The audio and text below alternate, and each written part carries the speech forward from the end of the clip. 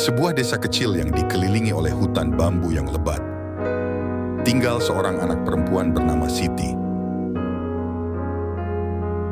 Hari-hari Siti diisi dengan keceriaan dan kegiatan bermain dengan teman-temannya di sekitar kampung. Namun, kebahagiaan itu tiba-tiba terguncang ketika suatu hari, saat senja mulai menjelang, dia menghilang tanpa jejak. Orang tua Siti, Pak Joko dan Bu Wati, panik dan mencari-cari di sekitar kampung. Mereka bertanya kepada warga sekitar, tetapi tak seorang pun yang tahu keberadaan Siti.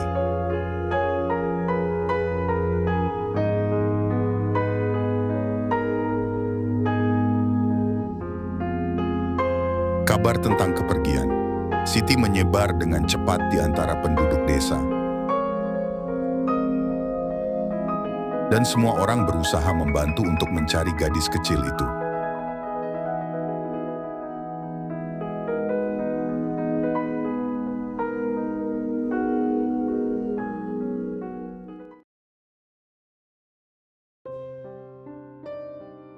Pak Joko dan Bu Siti tidak bisa tidur semalaman. Terus berdoa agar Siti ditemukan dengan selamat.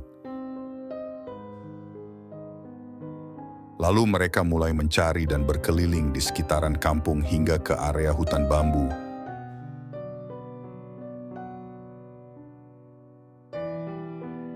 Meneriaki nama Siti dengan harapan dia akan menjawab. Tapi tak ada jawaban.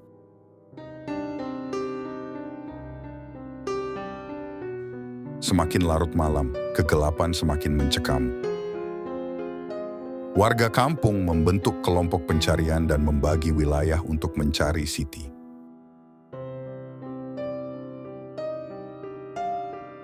Mereka menelusuri setiap sudut kampung, memeriksa setiap goa, sungai, dan tempat tersembunyi lainnya.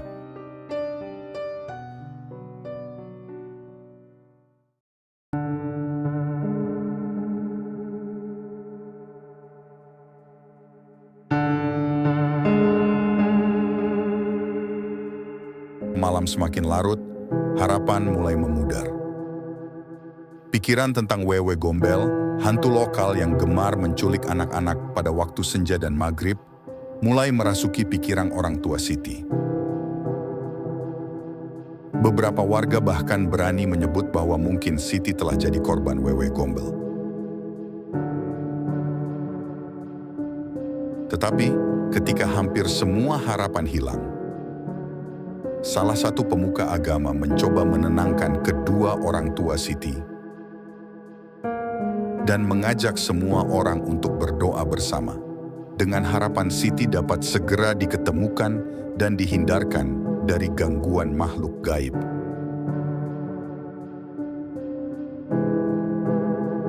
Tak lama berselang kemudian, suara gaduh terdengar dari arah hutan bambu. Warga mencoba mendekati sumber suara dan ternyata itu adalah Siti.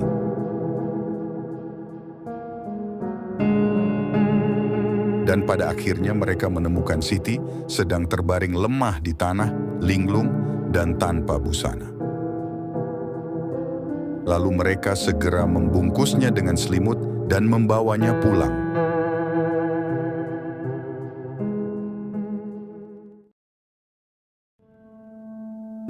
Setelah beberapa hari istirahat, Siti mulai pulih. Dia duduk di depan api unggun bersama keluarganya dan warga kampung yang menyelamatkannya. Dengan mata berkaca-kaca, dia menceritakan pengalamannya di hutan bambu. Dia bercerita bahwa saat dia sedang bermain sendiri di tepi hutan, dia mendengar suara aneh yang memanggil namanya. Dia mengikuti suara itu, berpikir itu adalah suara teman mainnya. Namun, semakin dia berjalan, semakin dalam, dia terjebak di dalam hutan. Dia Dia merasa seperti ada yang mengikuti dan memperhatikannya. Ya, dia menyadari bahwa dia sudah tersesat. Dia merasa takut dan berusaha mencari jalan keluar.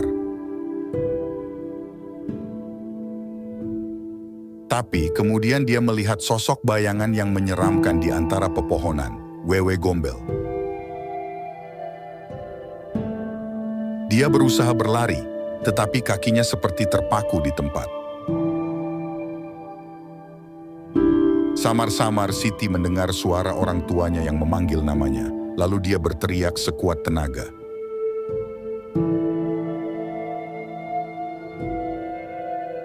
Dengan harapan orang tuanya bisa menemukan dia, namun kemudian, tiba-tiba, dia kehilangan kesadaran. Dia tidak tahu apa yang terjadi setelahnya, tetapi dia bersyukur bahwa dia telah ditemukan oleh orang tua dan warga kampung yang membantu mencarinya. Pengalaman itu mengajarkan Siti untuk selalu waspada dan tidak pernah bermain sendirian di tempat yang jauh dari keramaian. Dia berjanji pada dirinya sendiri bahwa dia akan menjadi lebih berhati-hati di masa depan. Dan meskipun dia masih merasa trauma, dia bersyukur karena telah pulang ke pelukan keluarganya dengan selamat.